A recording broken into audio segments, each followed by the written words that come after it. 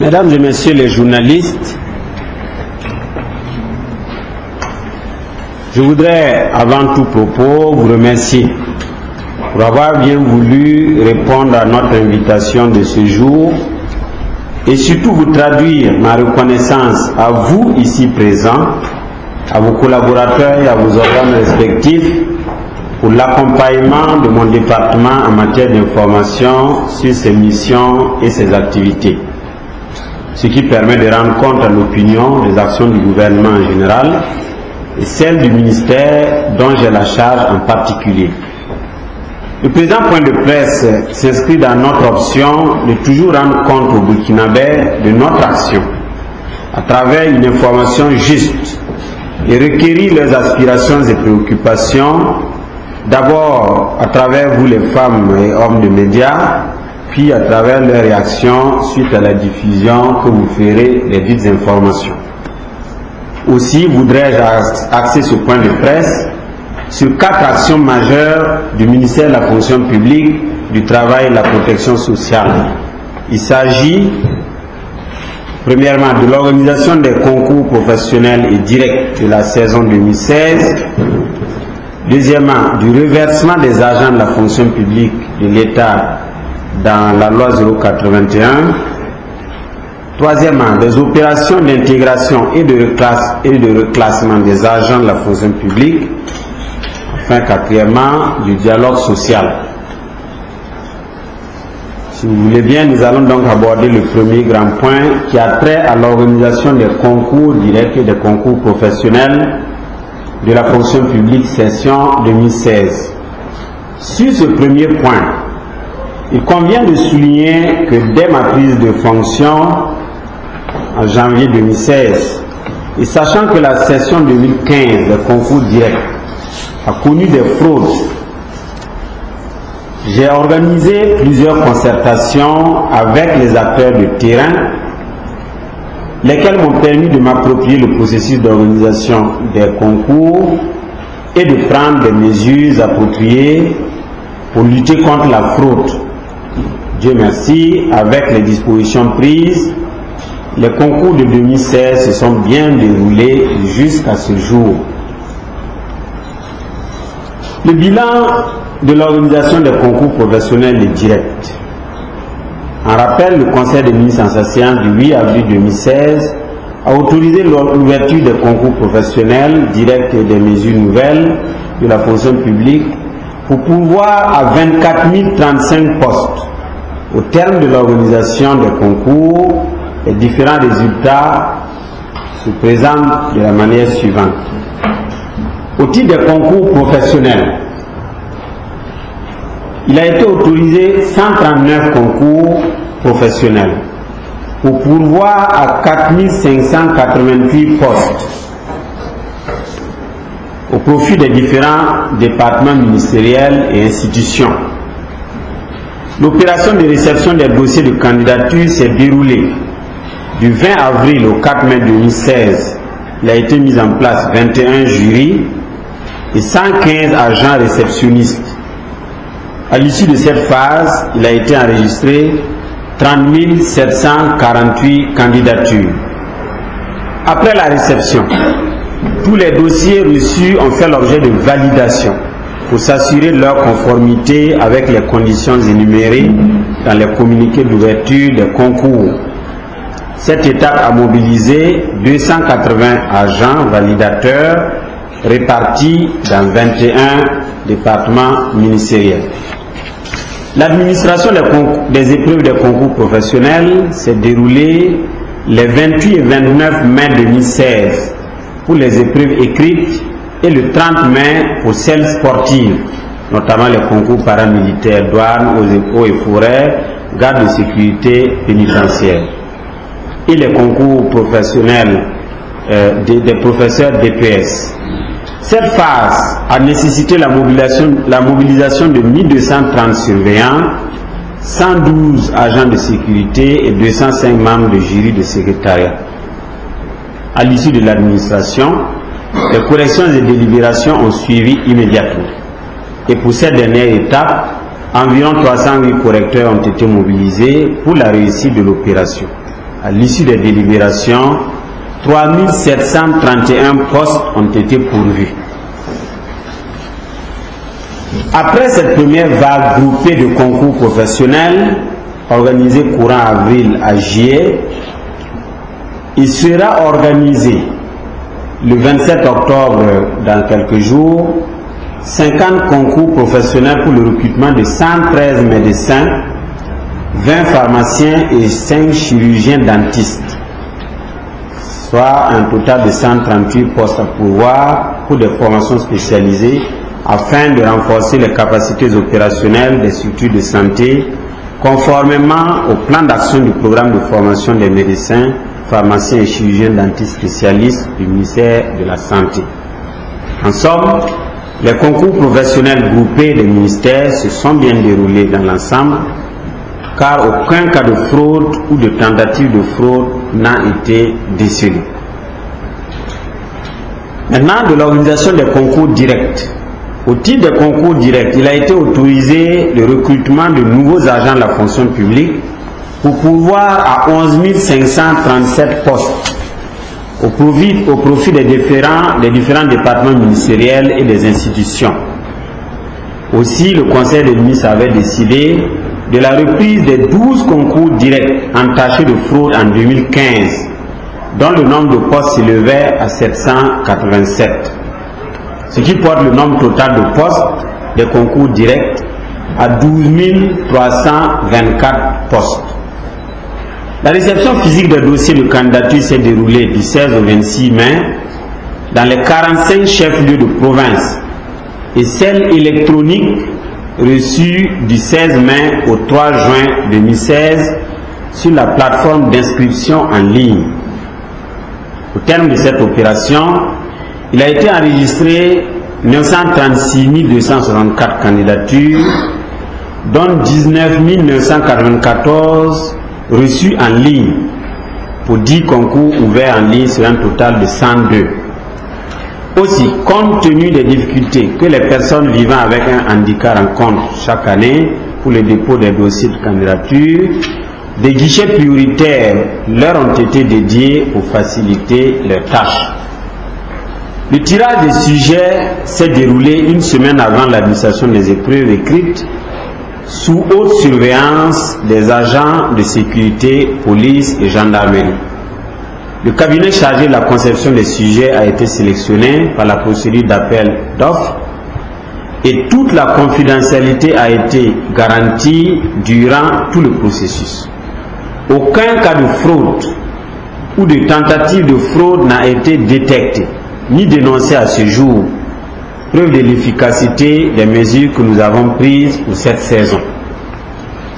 L'administration des épreuves écrites s'est déroulée en 13 jours, du 1er au 14 août 2016. Cette phase a mobilisé sur toute l'étendue du territoire 37 452 surveillants, 1670 agents de sécurité et 5166 membres de jury de secrétariat sous la supervision générale des membres de la Commission nationale et des comités régionaux de pilotage des concours directs. Les corrections des concours directs se sont déroulées en 6 jours du 13 au 18 septembre 2016 sur 4 sites dans la ville de Ouagadougou. Les délibérations ont immédiatement suivi et les premiers résultats ont été publiés dès le 29 septembre. Cette opération de correction et délibération a mobilisé 7144 correcteurs, 106 agents de sécurité et 810 membres de jury de secrétariat. À cela s'ajoutent les représentants des candidats au nombre de 78, à raison de 2 par jury. En tant qu'observateurs dans les jurys, ces représentants des candidats sont chargés de veiller à la transparence et au principe d'équité et d'égalité des chances de l'ensemble des candidats aux différents emplois de la fonction publique. À l'issue des opérations de correction et de délibération, les observateurs de chaque site ont dressé un rapport qui sera exploité par mon département afin d'améliorer l'organisation des concours de la prochaine saison. À ce jour, À l'exception des concours des élèves maîtres des ENEP et des professeurs certifiés des lycées et collèges d'enseignement général et technique formés par l'INSK de Koudou et par l'IDS, Institut des sciences, à l'exception donc de ceux-ci, 94 résultats sur 102 concours ont été publiés, soit un taux de publication de 92,15%. Les autres seront publiés au cours de la semaine, exception faite des concours des agents techniques et adjoints statistiques, dont la première phase de présélection est terminée et les copies en correction pour la deuxième phase à l'École nationale des statistiques appliquées d'Abidjan. Ces résultats sont accessibles, les résultats publiés donc sont accessibles à travers les moyens suivants. Le site des concours de la fonction publique, c'est www.concours.gov.bf. Le site du système d'information du gouvernement que vous connaissez, le site SMS authentifié du serveur de l'administration publique en envoyant par SMS le mot RES, espace, code du concours suivi du numéro récépissé à envoyer au 3176. Vous pouvez aussi avoir les résultats des concours auprès des directions régionales de la fonction publique dans les 13 régions, enfin à la radio nationale par voie de communiqué. Maintenant, les recrutements sur mesure nouvelle 2016. Les recrutements sur mesure nouvelle sont un procédé qui permet à l'administration de recruter du personnel déjà qualifié et de l'affecter immédiatement à un poste de travail. Certains ministères, notamment ceux en charge de l'éducation, de la santé, de l'agriculture, des ressources animales, de l'environnement, des mines et énergies, de l'économie numérique considérée comme ministère prioritaire, bénéficient de dotations spéciales inscrites dans leur budget en vue de recrutements spéciaux pour satisfaire les besoins en personnel, surtout dans les emplois spécifiques. Pour la session 2016, mon département a déjà organisé le concours sur mesure nouvelle de recrutement de 3000 instituteurs adjoints certifiés, IAC, courant mai-juin, en collaboration avec le ministère en charge de l'Éducation nationale, pour permettre aux nouveaux enseignants d'être mandatés dès le mois d'octobre et de rejoindre leur poste d'affectation à bonne date. Les autres recrutements sur mesure nouvelle sont en train d'être lancés courant fin octobre, début novembre, afin de satisfaire les besoins urgents personnels de ces ministères et institutions en fonction, bien sûr, de l'enveloppe budgétaire qui leur est allouée. En termes de perspective, nous dégageons deux axes principaux de réflexion. La première, c'est la poursuite de l'intégration de nouveaux concours directs sur la plateforme d'inscription en ligne des candidats en 2017. Le deuxième axe, c'est la réforme des concours de la fonction publique avant la session 2017.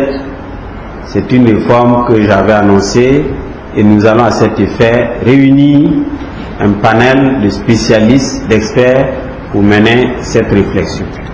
Je profite de cette occasion pour féliciter et remercier tous les acteurs qui ont contribué à la réussite des concours professionnels et directs de la saison 2016.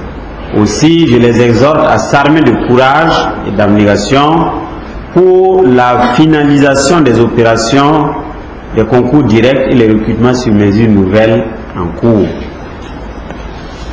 Deuxième point de notre entretien, c'est la question du reversement des agents de la fonction publique dans la loi 081.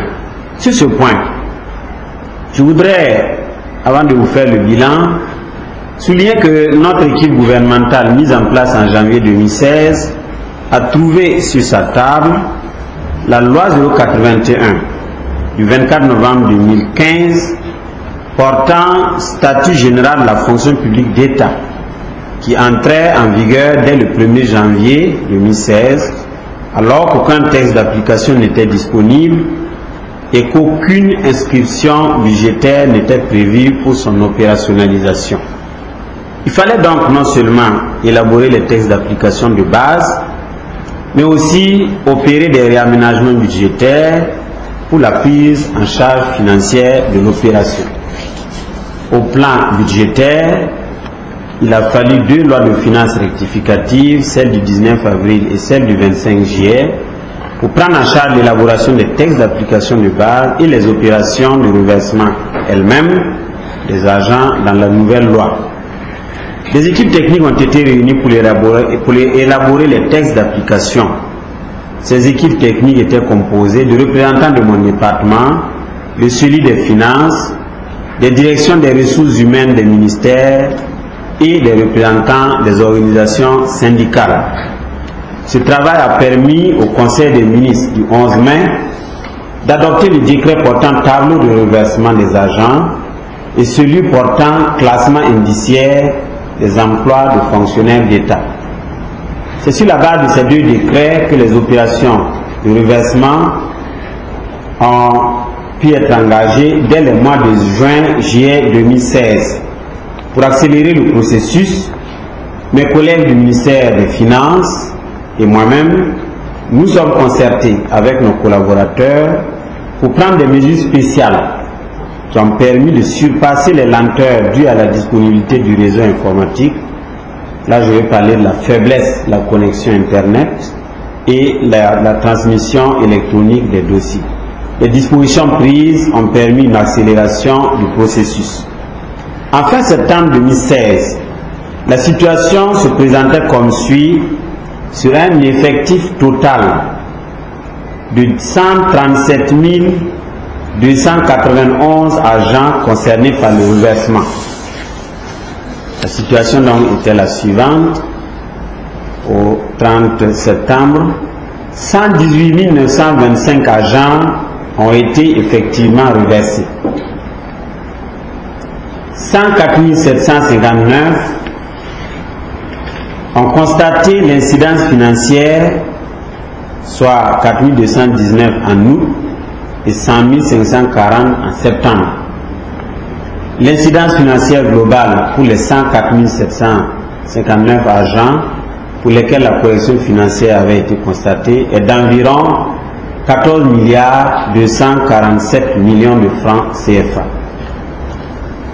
32 532 agents pour qui l'incidence salariale du reversement n'avait pas encore été constatée, c'était à fin septembre, et donc près de 18 300 agents qui, pour des raisons diverses, ne sont pas encore reversés. Le reversement se poursuit et le gouvernement s'est donné comme échéance la fin novembre 2016 pour reverser l'ensemble des agents. Il y a 3 types de difficultés que nous connaissons. Première difficulté, c'est l'absence de note d'évaluation pour la régularisation de la situation administrative de certains agents avant leur reversement, notamment les avancements de 2014 et 2015 qui se font sur la base des notes avant reversement. Ce n'est pas tout le monde bien sûr, mais un certain nombre qui n'ont pas reçu les notes ou qui n'ont pas été notés. Deuxième type de difficulté, la situation irrégulière de certains agents qui sont en retard de plusieurs avancements, par exemple, ou ayant des dossiers contentieux en cours d'examen sur leur avancement. Troisième difficulté, là il s'agit de difficultés d'ordre technique, notamment pour ce qui concerne les médecins généralistes et les vétérinaires de la catégorie P. Ils subissent en principe un double reversement, d'abord en A1, puis en catégorie P, et en même temps ce travail doit être fait concomitamment sur le même acte. Des dispositions sont prises pour lever les difficultés techniques rencontrées dans le reversement de ces agents. Il se tient cette semaine d'ailleurs une session spéciale de reversement des médecins généralistes et des vétérinaires et d'autres agents pour lesquels il y avait donc des problèmes techniques. Il convient de souligner que chaque agent bénéficie dans le reversement d'une amélioration de sa rémunération par le fait de l'alignement sur la meilleure rémunération qui était celle des agents contractuels. Toutefois, nous sommes interpellés par certains agents qui, comparant leurs gains à ceux d'autres catégories constatent que le niveau d'amélioration dû au reversement est moindre, notamment ceux des catégories P. Nous avons à ce sujet répondu à des questions orales de députés le vendredi dernier et je voudrais ici encore rassurer les intéressés que le gouvernement examinera leurs préoccupations en vue de leur trouver des réponses appropriées. Troisième sujet, les opérations d'intégration et de reclassement des agents de la fonction publique. Les dossiers d'intégration concernent les agents, les élèves en fin de formation dans les écoles et centres de formation professionnelle de l'État en 2016 et les dossiers d'intégration des agents recrutés sur mesure nouvelle spéciale. Je vais parler du personnel recruté sur mesure nouvelle, sur concours, pour le compte de certains ministères, santé, éducation nationale, ressources animales, etc., ce que j'avais cité tantôt. Il y a une urgence dans l'intégration de ces agents nouvellement recrutés. D'abord pour permettre aux administrations de les affecter à bonne date, mais aussi pour qu'ils puissent exercer dans de meilleures conditions, notamment par le bénéfice de leur salaire. Et on aura constaté que, effectivement, les années passées, certains pouvaient faire 6 mois, 8 mois et même 10 mois sans percevoir les premières rémunérations. Ainsi, des dispositions sont prises par mon département pour accélérer ces intégrations. Il s'agit d'abord de leur enrôlement biométrique sur place dans les écoles respectives en cours d'année, avant même qu'ils ne finissent leur formation, et de l'organisation de sessions spéciales d'intégration. Ainsi, pour la première fois, les nouveaux enseignants du primaire sortis des ENEP ou recrutés sur mesure nouvelle spéciale, et c'est un grand nombre puisque ça fait à peu près 3000 par catégorie, soit un peu plus de 6000 personnes, bénéficient de leur salaire déjà dès cette rentrée scolaire et n'attendront plus de mois vers la rentrée comme c'était le cas auparavant. À ce jour, la plupart des sortants des écoles professionnelles dont les dossiers sont parvenus dans mes services et sont des dossiers complets sont déjà intégrés dans la fonction publique. Il y a un tableau dans lequel nous faisons un peu le point du nombre des écoles, des sortants des écoles, le nombre d'agents dont les dossiers ont été reçus par nous, le nombre d'agents dont les dossiers ont été traités et le nombre d'agents dont les dossiers restent à être traités. Vous pourrez consulter ce tableau dans les documents qui vous seront remis. Il y a des difficultés bien sûr, certaines difficultés sont toujours là, que nous allons travailler à rattraper. D'abord les dossiers d'intégration du centre polytechnique de Matoukou, dont la clôture de l'année intervient en octobre, donc la clôture n'est pas encore intervenue et donc les dossiers ne nous ont pas encore été transmis. Ensuite, il y a beaucoup de dossiers de l'École nationale de santé publique qui ne nous ont pas encore été transmis, puisque sur 900 dossiers, et selon le nombre des élèves déjà enrôlés, nous n'avons reçu pour le moment que 400 dossiers. Ensuite, il y a des erreurs constatées sur certains documents, comme les pièces d'état civil, les diplômes, les arrêtés d'admission, etc. Ensuite, il y a la transmission tardive de dossiers au ministère, à notre ministère. Exemple des dossiers d'enseignants du primaire recrutés en fin 2015 et qui continuent d'être transmis encore à notre ministère pour traitement. Enfin, il y a des difficultés d'ordre technique aussi qui parfois interviennent dans les lenteurs sur les réseaux informatiques, etc. Pour le reclassement des professionnels sortant des écoles de formation professionnelle, il fallait d'abord constater leur reversement avant de les reclasser. Les opérations de reclassement sont entamées et se poursuivent, tout comme l'intégration des cas résiduels. Dernier sujet du jour, le dialogue social. Mesdames et messieurs les journalistes, la mise en œuvre du programme politique et économique du président du FASO, décliné à travers le PNDES, ne peut se faire convenablement sans un environnement social favorable. Nous savons aussi que les Burkinabés ont des aspirations et des attentes fortes, alors que les capacités budgétaires sont limitées. dans un tel contexte, nous devons nous asseoir sous l'arbre par l'arbre qui nous est cher pour discuter en vue de nous comprendre pour qu'ensemble, malgré les agressions extérieures dont nous faisons l'objet, dans une gouvernance partagée, que nous puissions bâtir ensemble un Burkina démocratique et prospère. Ainsi, le gouvernement a fait le choix de promouvoir et renforcer le dialogue social avec l'ensemble des acteurs. Et pour mon département, il s'agit surtout du dialogue avec les partenaires sociaux que sont les syndicats de travailleurs et les organisations d'employeurs. Ainsi, de ma prise de service, je suis allé à la rencontre des organisations syndicales et du Conseil national du patronat burkinabé et également de l'Association nationale des retraités du Burkina. Nous avons multiplié les rencontres de concertation avec les organisations syndicales sous ma présidence ou encore sous la présidence du Premier ministre, comme vous l'avez constaté il y a quelques jours.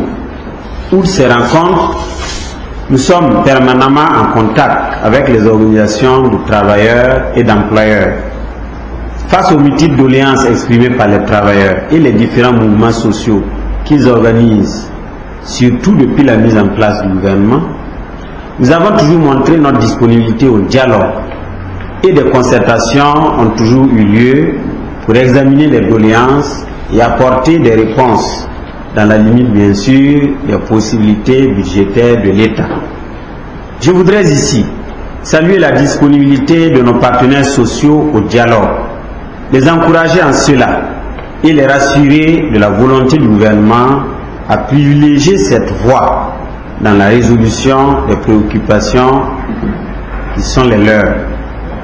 À cet effet, et avec l'accompagnement du Bureau international du travail, un mécanisme plus large de dialogue social qui a permis à des pays sortant de crise, comme dirait notre pays qui sort d'une situation, qui est dans une situation post-insurrectionnelle, de régler les différences sociaux.